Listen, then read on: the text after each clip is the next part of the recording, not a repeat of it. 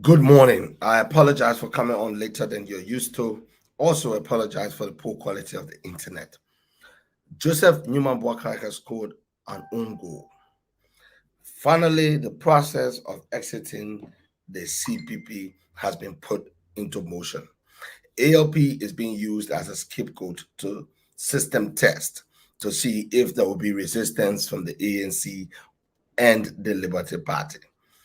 I suggest that there will be zero technical arguments from the Liberty Party and the ANC. The ANC and the Liberty Party will interpose zero objection. There will be no raising of the technical issues within the framework document. Unity Party and the ALP will be allowed to score an own goal. Less than 3 months ago, Joseph Nima Bwaka mounted the podium in Congo Town and put his reputation on the line, promising citizens that he would institutionalize the CPP and resolve the internal conflict as a man of wisdom and someone deeply committed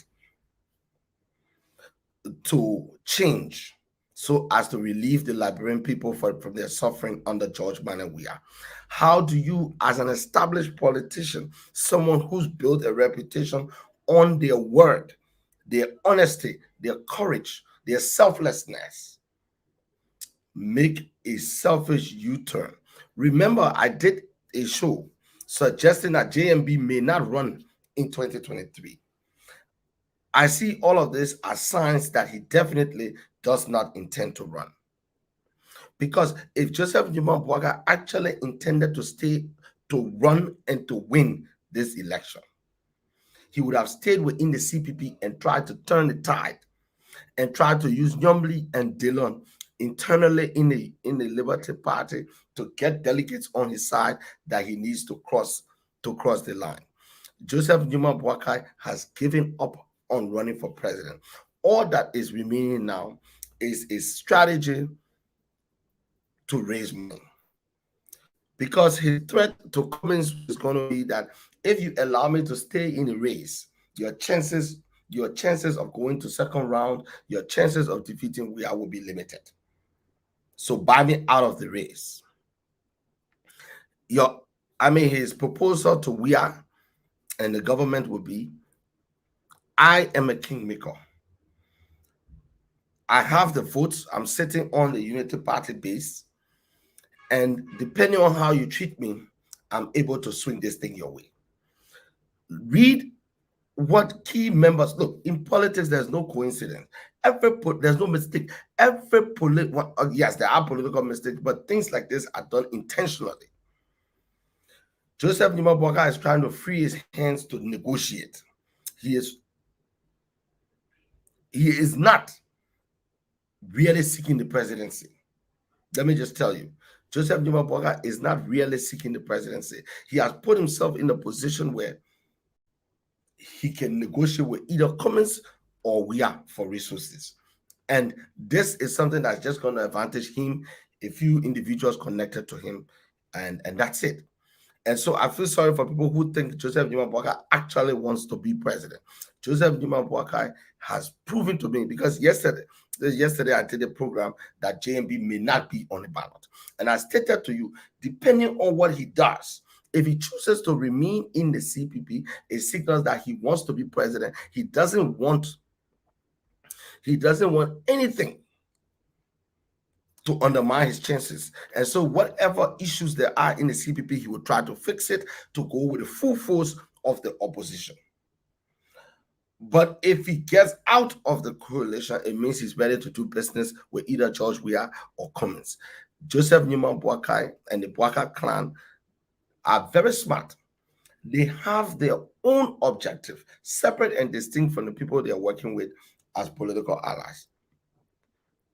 The Ure family wants, not the Ure family, the Bwakai family wants a secure future. They want a golden parachute for Bwakai. And they're going to be able to negotiate it now that they have taken themselves out of the CPP. This clearly signals that Joseph Newman Bwakai is not running for president.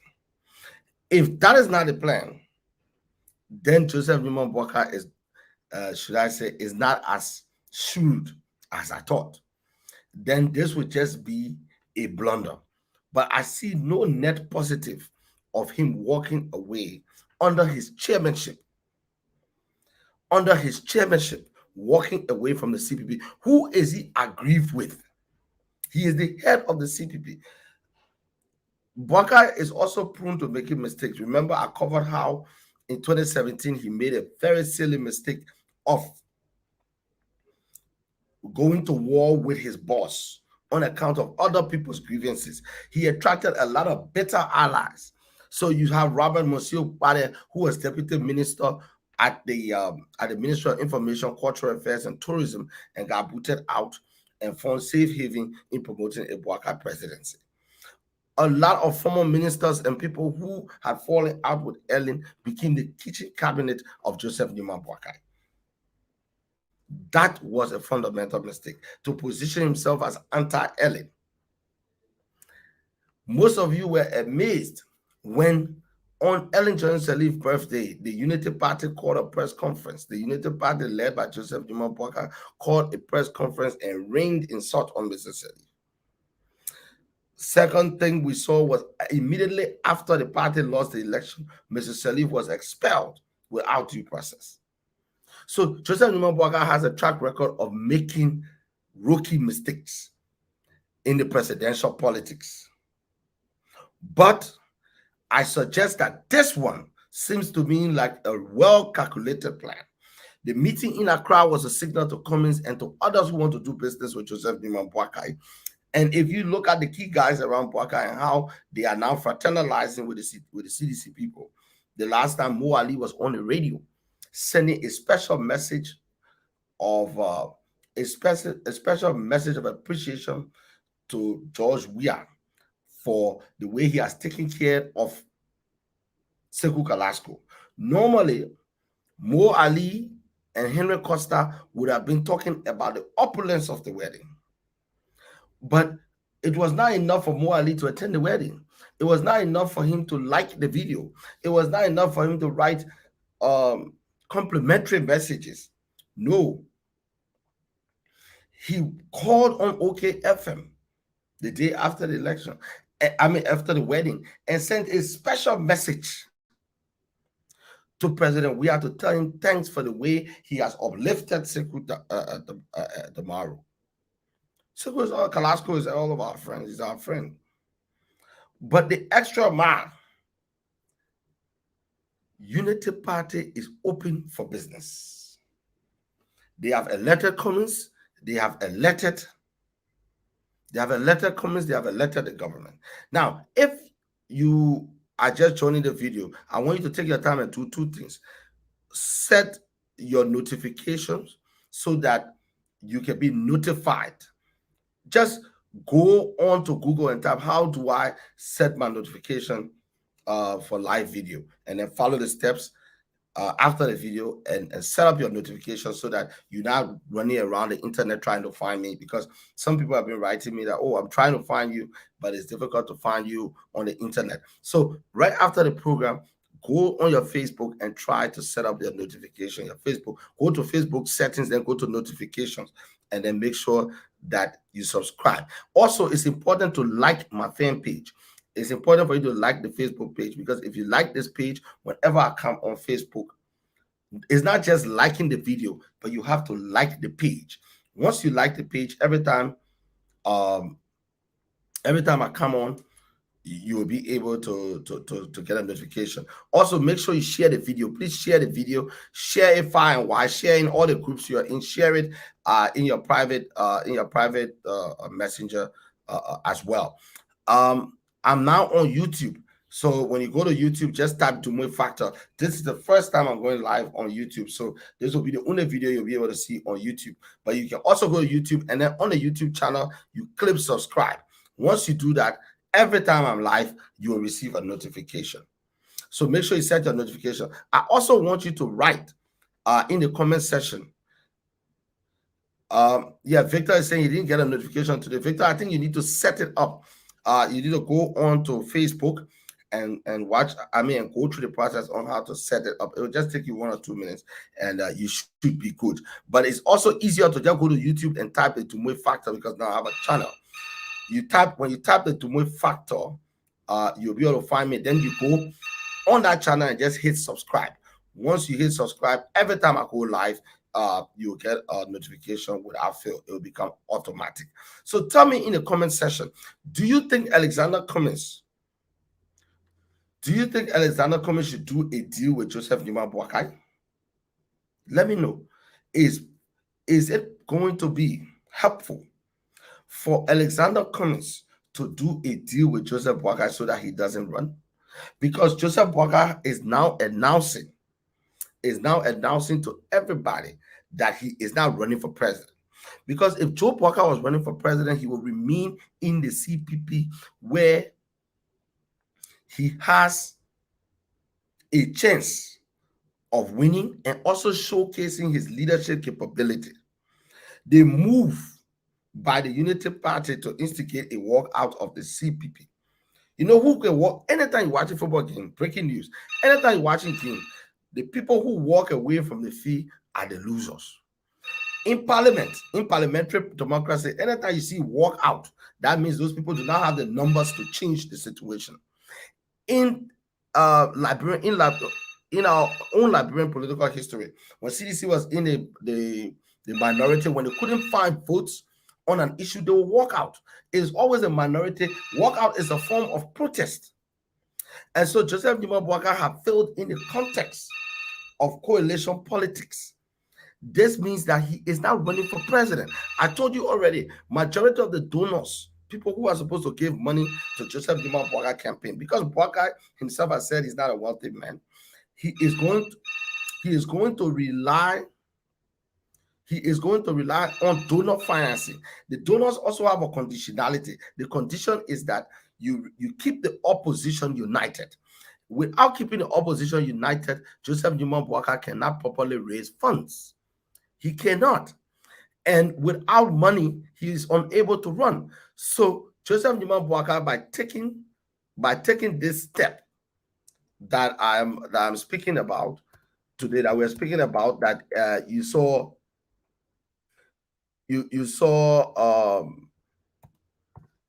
the letter yesterday from the ALP stating that they wish to exit the CPP. This, by the way, strengthens the hands of ALP. It makes ALP very strong in their dealings with the Unity Party, because now the Unity Party, the only party the Unity Party can be a show of having in an alternative coalition is ALP. When you talk about legal vehicles for running, Boakai only has one now. That's the Unity Party. So the ALP has a lot of cards. But Joseph Numa Boakai's decision to exit, in my mind, is his decision not to run. And he's going to be on purely business in this. Most profoundly, the future. Today, our country is confronted by some of the most vexing issues of first-world yet, as poor governance and failed leadership, marginalization of the majority of the Liberians, inequity, and institutional failure have caused low public trust in the government and in institutions. Much of the progress made in recent past, including the execution of reform agenda, has eroded.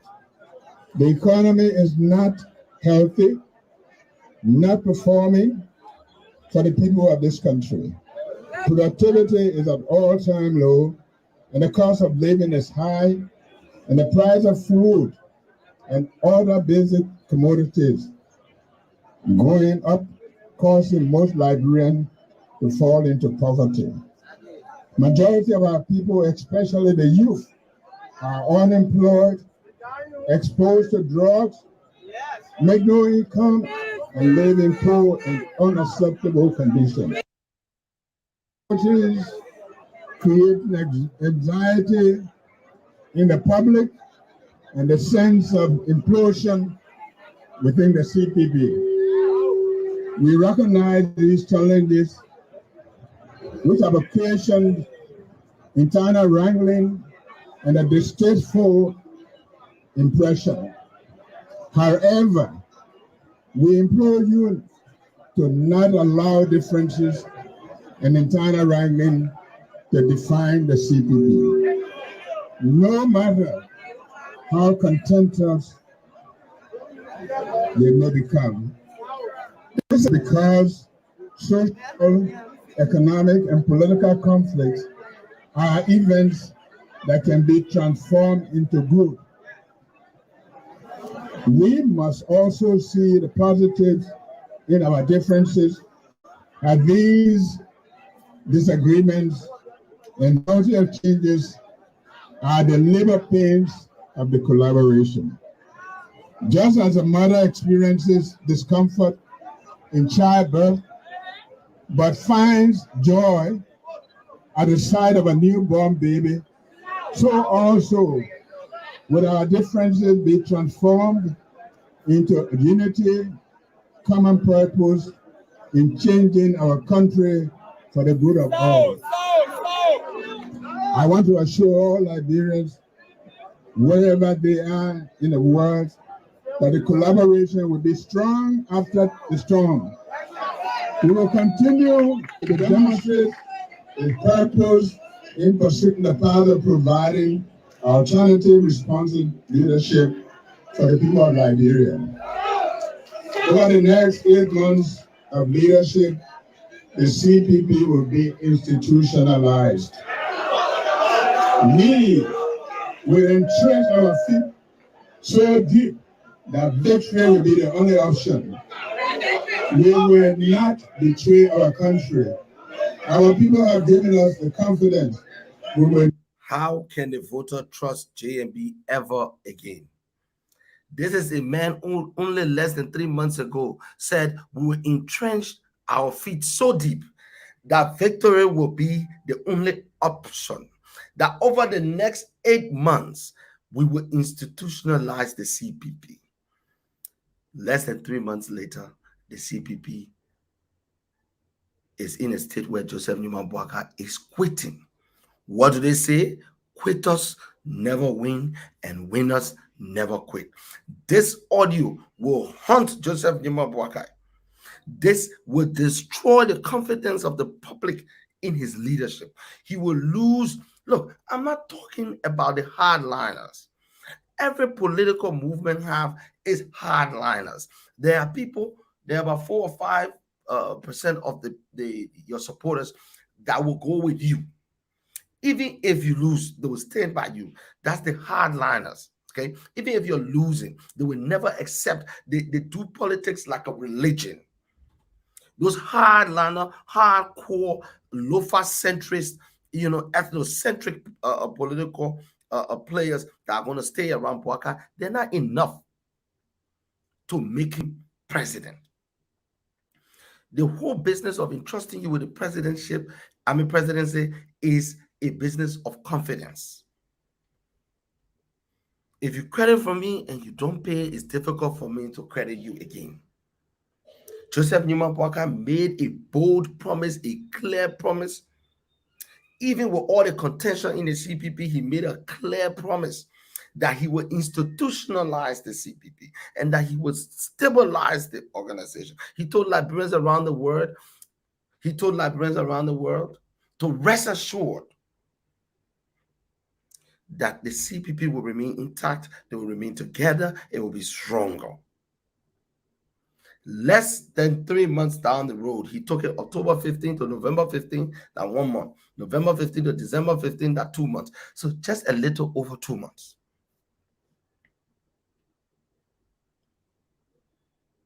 Joseph Newman Boakai has failed. This is not Menipake Dumwe talking. This is Joseph Newman Boakai. You heard him. I played the tape. I'm not making it up. By making this kind of huge pronouncements and committing himself all over the place, even when he went to America, he committed himself to remain in the CPP. Alexander Cummings also continued to commit himself, but only one person kept their commitment: Alexander Cummings. First, when Joseph Newman Boakai could not get the job done in 2017, he blamed Ellen. Then he threw Ellen out of the party. Ellen is not in your way. She's not in the Unity Party. Then he started blaming Cummings. That Cummings is the reason he's unable to get ahead. Cummings is not in the leadership of the CPP. Well, he's in the symbolic leadership, but you are in charge of the executive day-to-day management of the CPP. Still no better. Who will Boakai blame in the new alliance? Ure? Nyomli? Because let me tell you something.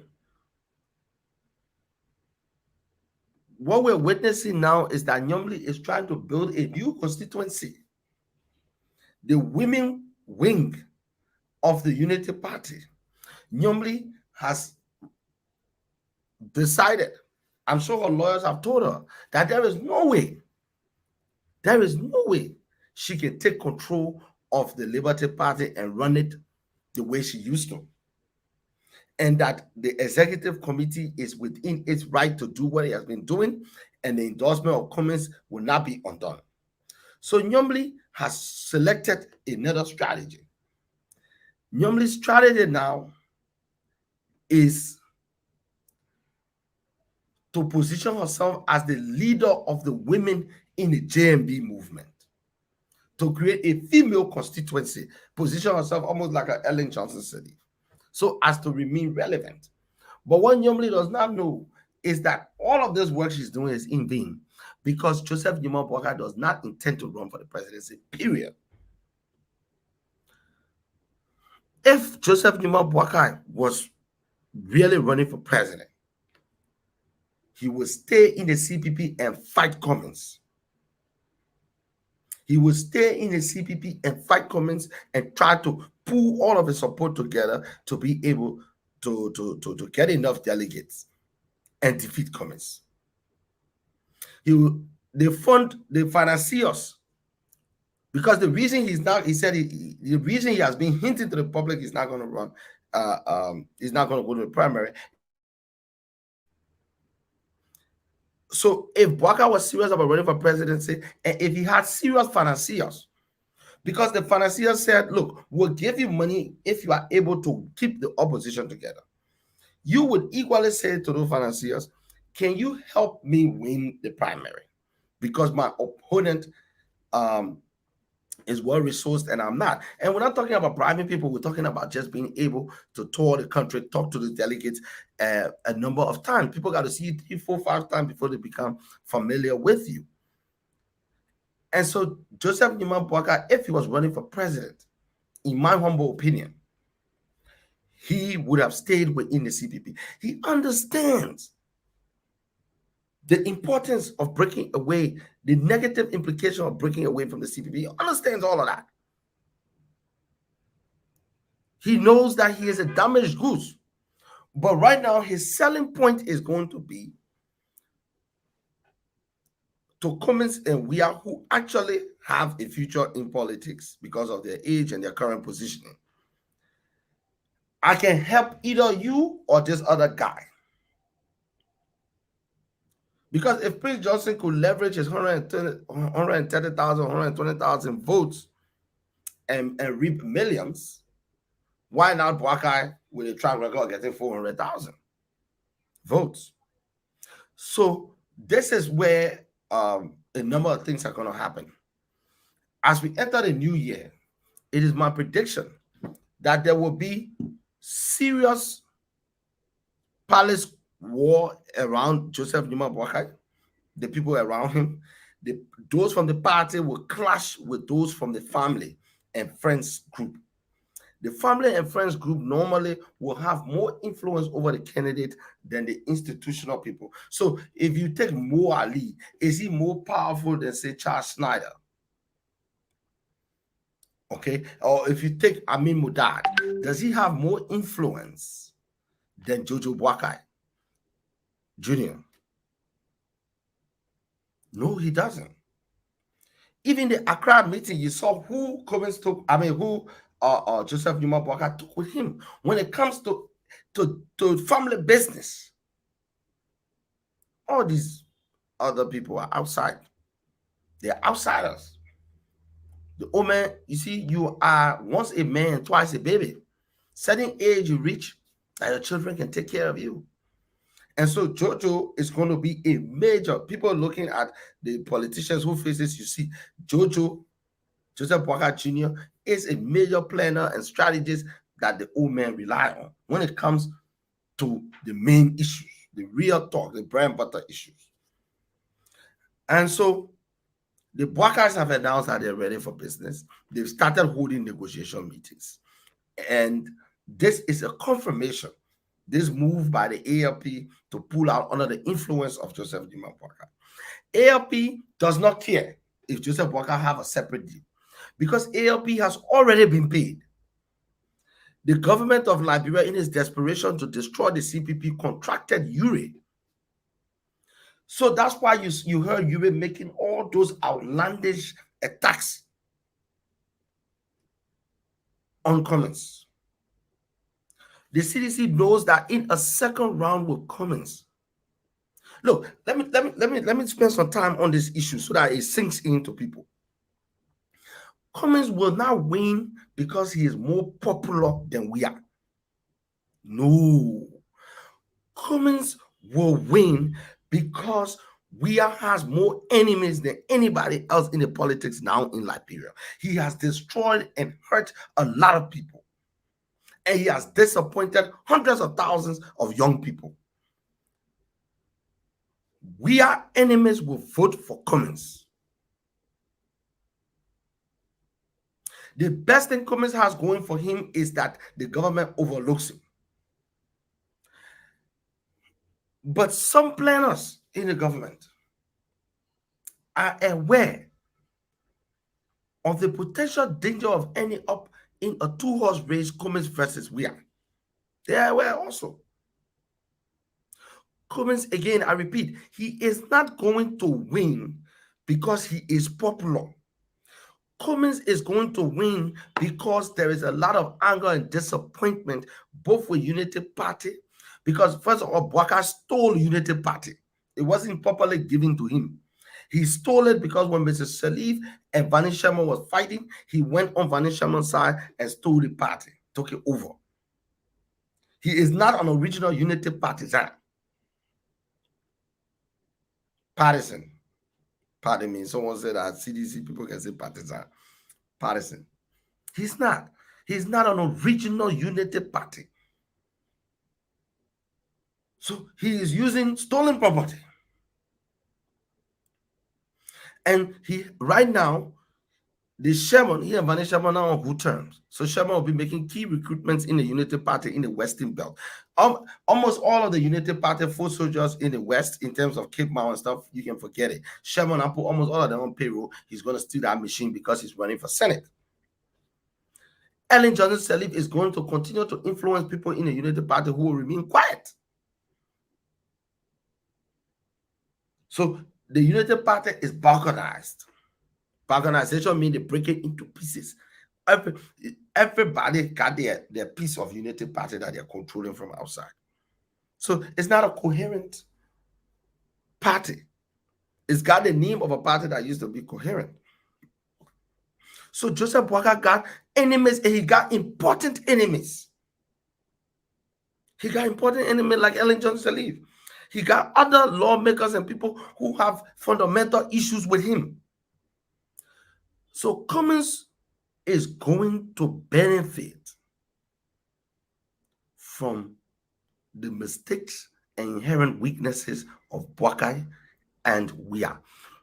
The reason Cummings is going to be the hero of this show is because everybody in Liberia knows that he is the most internationally connected.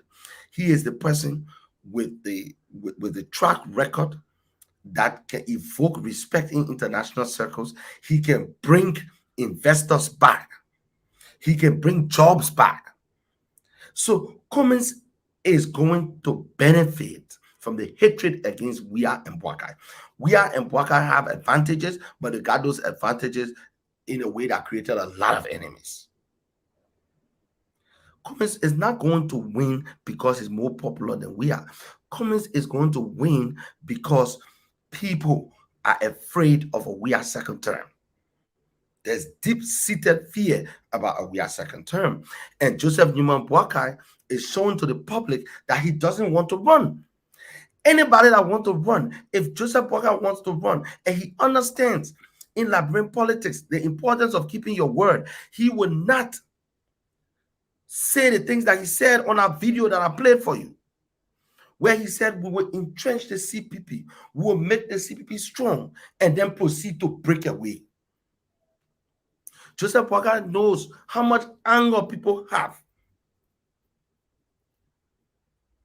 how much anxiety people have about the opposition splitting.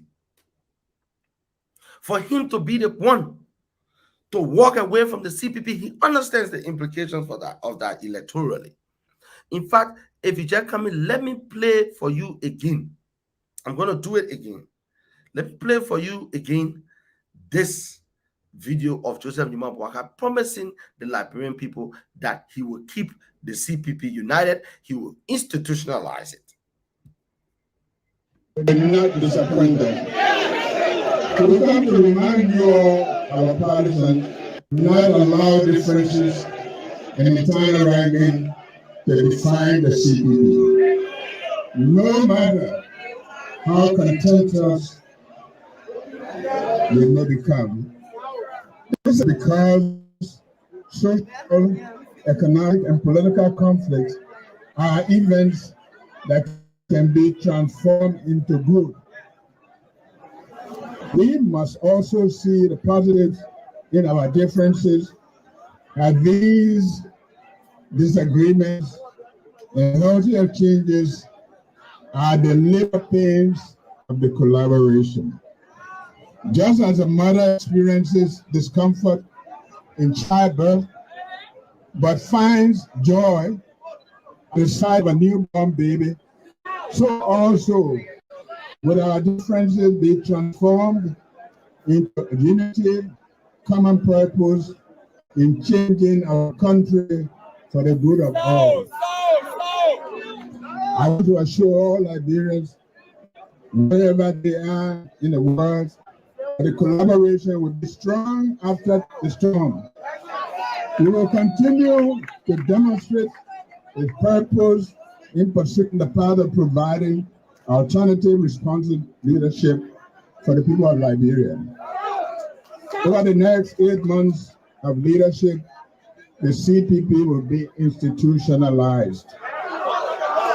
We will entrench our feet so deep that victory will be the only option. We will not betray our country. Our people have given us the confidence. We will not disappoint them. We come to remind you all, our partisans, that all the well-meaning Liberians, that what we have. There you have it. It came from his own mouth that they will not disappoint, that they will institutionalize the CPP. There you have it. Joseph Newman Boakai, in his own words, making promises that he has shown to be unable to keep. So, which of your campaign promise will be taken seriously now? This is an own goal. Unless my calculation is correct, that he is doing this to let Cummings know that he is actually not running for president, to let Weah know that he's not running for president, and he's up for sale. And I'm saying to you, I'm being very bold to you. Wherever you are, I want you to write in the comment section. Tell me whether or not you think, whether or not Alex Cummings should cut a deal with Boakai before Weah does. Do you think the voters will listen to Joseph Boakai? Because mind you now, he may control the party, the Unity Party, but he does not control the voters. We are in a context where Prince Johnson, who we all knew to be in absolute control of Nimba County, was unable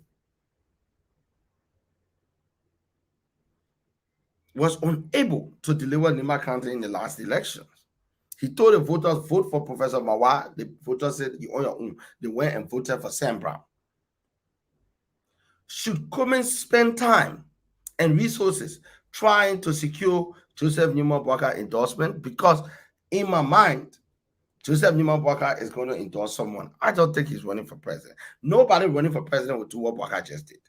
Less than 2 months, you say you're going to stay in the CPP, you are going to raise it to higher heights, you're going to institutionalize the CPP. Then 2 months down the road, you instigate the withdrawal of ALP. Everybody know ALP is like an auxiliary to you. Even though the ALP have cut its own deal with George Manuel Weah already. George Weah hired the ALP to destroy the CPP. That is why, as if to put their signature on it, the first party to officially write the national election is what? ALP. Who are the people in the CPP that I told you George Manuel Weah has put on payroll?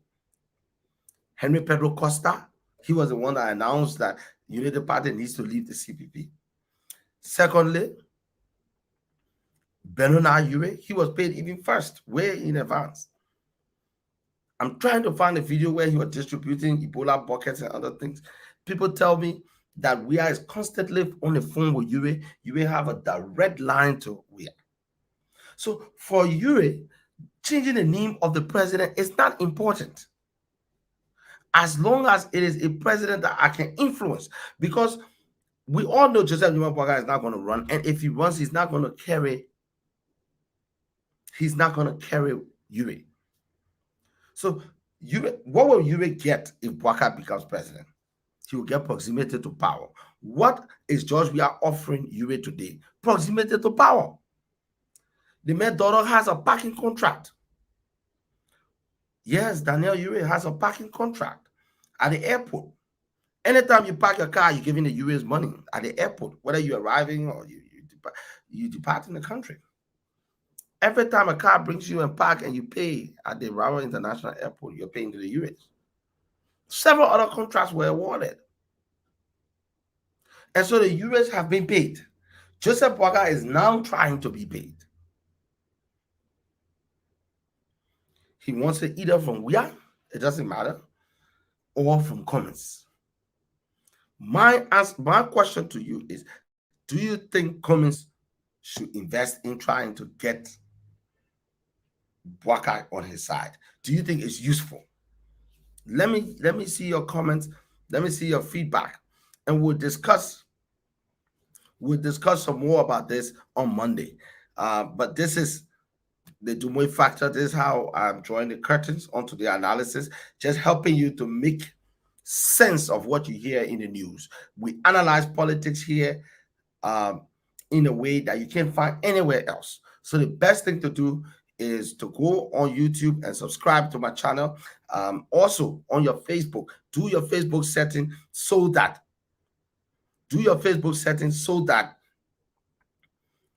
you can be notified. Go to Facebook setting and go to notifications, set it so that you can be notified.